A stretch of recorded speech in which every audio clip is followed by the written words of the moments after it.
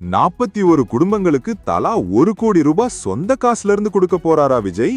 Court அரசு வேலையை நிராகரிச்ச அடுத்த நிமிஷமே விஜய் எடுத்த இந்த அதிரடி முடிவு ஒட்டுமொத்த தமிழகத்தையே ஸ்தம்பிக்க வச்சிருக்கு. கரூரில் நடந்த சோகமான சம்பவத்துல உயிரிழந்த 41 பேரின் குடும்பங்களுக்கும் அரசு கொடுத்த கருணை அடிப்படை வேலையை நீதிமன்றம் நிராகரிச்சிருச்சு. வழக்கமான அரசியல்வாதிகள் மாதிரி மேல்முறையீடு செய்து கோர்ட் கேஸ்னு டைம் வேஸ்ட் பண்ணாம விஜய் என்ன செஞ்சாரு தெரியுமா? சட்ட போராட்டத்துல காலத்தை வீணடிச்சு அவங்கள மேலும் வேதனைப்படுத்த வேண்டாம்னு தனது சொந்த சம்பாத்தியத்திலிருந்து 41 கோடி ரூபாயை அள்ளி கொடுக்க முடிவெடுத்துட்டாரு.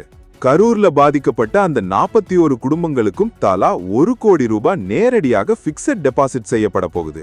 இந்த 1 கோடி ரூபாய் டெபாசிட் மூலம் அந்த குடும்பங்களுக்கு மாசம்தோறும் 50,000 முதல் 60,000 ரூபாய் வரை வட்டி மட்டுமே வரப்போகுது. இது ஒரு அரசு ஊழியரின் மாத சம்பளத்தை விட அதிகம். மக்கள் வரி பணத்துல சொற்ப நிவாரணம் கொடுத்துட்டு விளம்பரம் தேடும் அரசியல்வாதிகளுக்கு மத்தியில் 41 கோடியை தன் சொந்த பையிலிருந்து தூக்கி கொடுக்க தனி திலகம் வேணும். அதிகாரத்துவ தாமதங்களை உடைச்சு ஏழை குடும்பங்களுக்கு நிரந்தர பொருளாதார பாதுகாப்பை உருவாக்கியிருக்காரு.